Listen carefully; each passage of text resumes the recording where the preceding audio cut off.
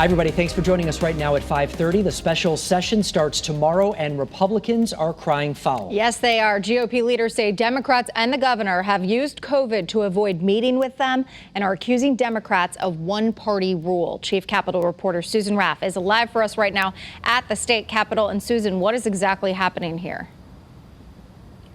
Erin, as you know, Republicans are in the minority here in the House and the Senate, and today they say they're being left out of the process. But we've heard this complaint a few times on several different bills over the years. They feel that they're just not included in some of the talks. In the meanwhile, lawmakers will be coming back here to the state capitol tomorrow for a special session, and one of the bills that they'll be voting on would make major changes for the utility companies. This week will be the second special session this year. The regular session ended abruptly because of COVID. After a tropical storm in August left hundreds of thousands without power for days, lawmakers want to make changes. We've spent a month refining legislation that will be very good for the ratepayers of the state of Connecticut. Senator Norm Needleman, who chairs the Energy Committee, says legislation would limit utility company profits, give state regulators more time to review rate hikes, and give refunds for lost food and medications. The energy bill is one of several bills, but Republicans don't want a special session. The majority is taking advantage of the COVID virus in this situation. They are using that as a blanket to protect them against doing things in the open.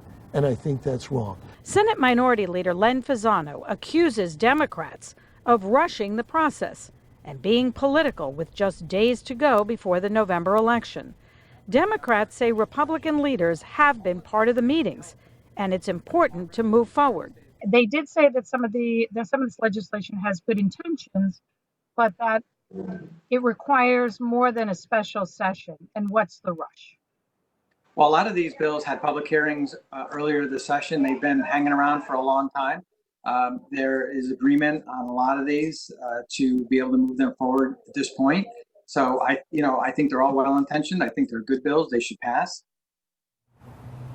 Lawmakers will be taking up a number of bills this week. Obviously, the energy bill is a big one. They'll also be voting on whether to free up money for school construction projects and also to create more guidelines so that hemp could be grown here in Connecticut. It is, but it would make it easier. Coming up on Eyewitness News tonight, we will talk about all these things that are coming up in the special session. But keep in mind, they're going to be here all week, probably tomorrow, Wednesday, and again Thursday and possibly Friday. For now, we are live at the state capitol. Susan Raff, Channel 3 Eyewitness News.